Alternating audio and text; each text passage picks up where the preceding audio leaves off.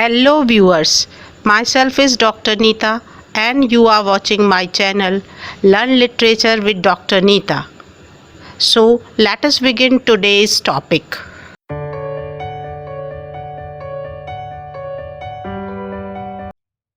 So dear students, today we will learn about the forms of prose.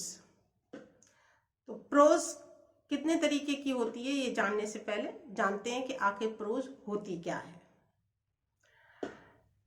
Pros French word से लिया गया है और फ्रेंच में ये कहाँ से आया, ये लैटिन वर्ड से आया। एंड लैटिन में एक वर्ड होता है प्रोजा और एशियो, जिसकी मीनिंग होती है स्ट्रेट फॉरवर्ड और डायरेक्ट स्पीच, यानी सीधे सीधे कुछ कह देना। तो प्रोज में निश्चित रूप से चीजों को सीधे सीधे कह दिया जाता है, उसमें कोई फिगर्स ऑफ स्पीच और राइम रिद्म नहीं लगाई जाती। इंग्लिश में ये शब्द कब आया, इसके बारे में कहा जाता है कि विलियम टिंडल ने 14th सेंचुरी में इस वर्ड को पॉपुलर किया और इसीलिए उन्हें फादर ऑफ इंग्लिश प्रोज कहते हैं। उन्होंने बाइबल को ट्रांसलेट किया था हेब्रू लैंग्वेज से इंग्लिश में and that is why he became famous.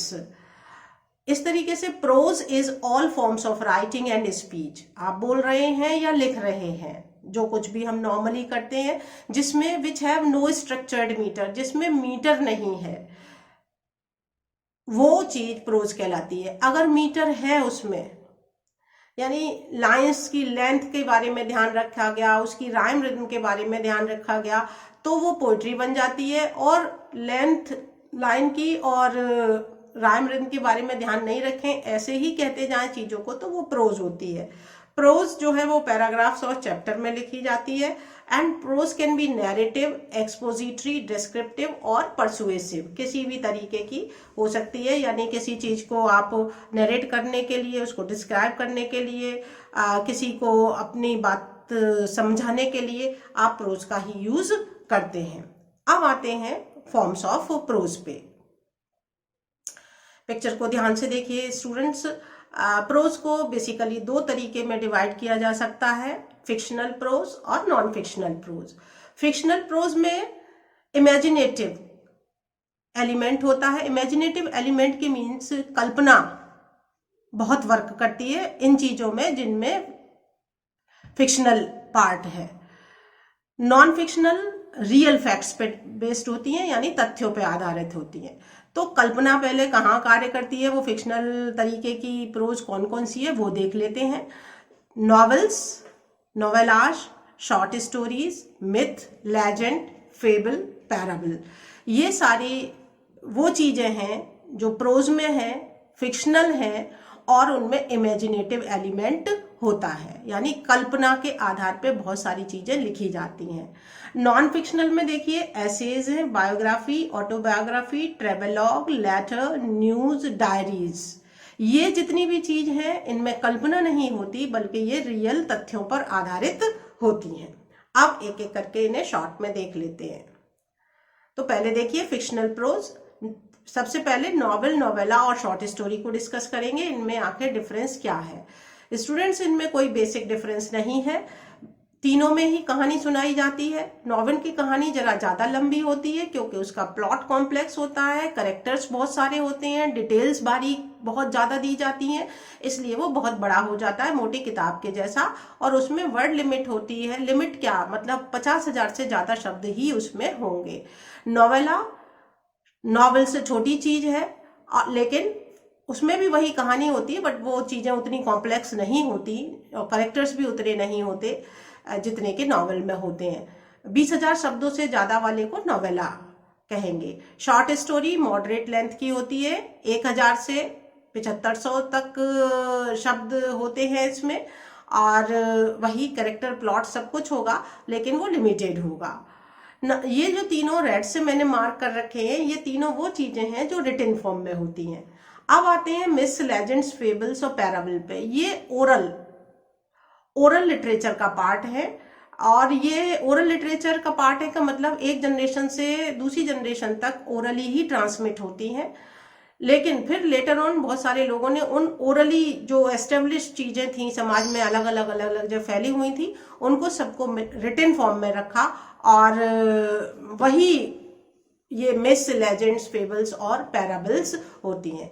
अब देखिए इनमें बेसिक डिफरेंस क्या है। मिस को पौराणिक कथाएं कहते हैं। ये कहानियां हैं जो ज्यादातर सुपर नेचुरल चीजों के ऊपर बेस्ड हैं, जैसे कि गॉड्स, गॉडेस और डेमी गॉड्स, भगवान और देवी देवताओं की जो कहानियां हैं वो मिस हैं।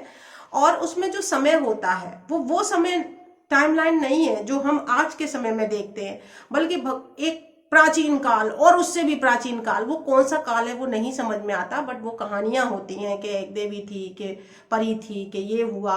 अब वो किस समय की कहानी है ये हमें पता नहीं होता।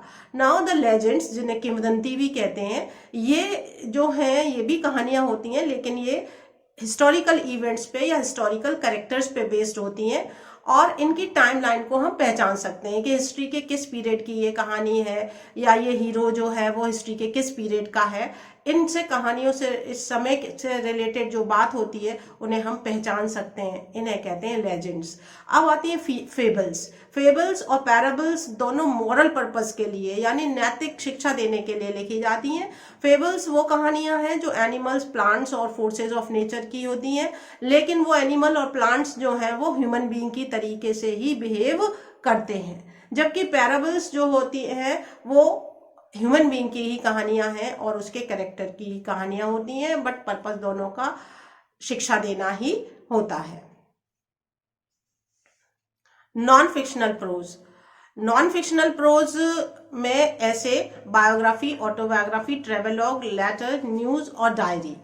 एसेस, जैसा कि आप जानते हैं, निबंध जिसे कहते हैं, ये शॉर्ट पीस ऑफ राइटिंग है जिसमें राइटर अपनी पर्सनल ओपिनियन किसी भी पर्टिकुलर सब्जेक्ट के बारे में बताता है। ये दो तरीके का हो सकता है, फॉर्मल और इनफॉर्मल। अब आती है बायोग्राफी और ऑटोबायोग्राफी। ये लाइफ हिस्ट्री होती है किसी भी व्यक्ति की। अगर वो लाइफ हिस्ट्री किसी व्यक्ति की कोई दूसरा व्यक्ति लिख रहा है तब वो बायोग्राफी कहलाती है।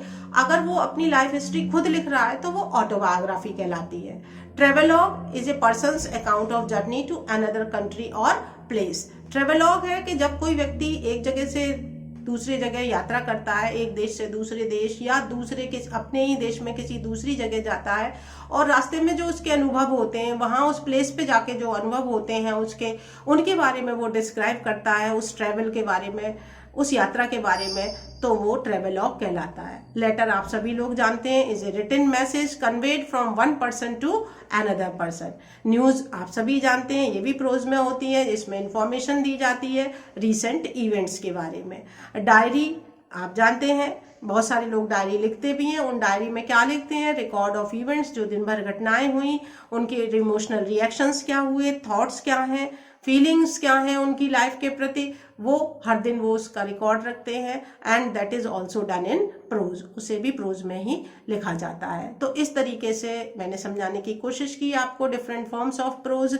इनकी डिटेल के लिए अलग से फिर कभी वीडियो बनाएंगे, और अगर आपको कुछ लगता है कि किसी की डिटेल्स चाहिए तो जरूर कमेंट बॉक्स में लिख के बताएं, उसकी वीडियो बनाने की कोशिश करूंगी। So thank you for patience listening.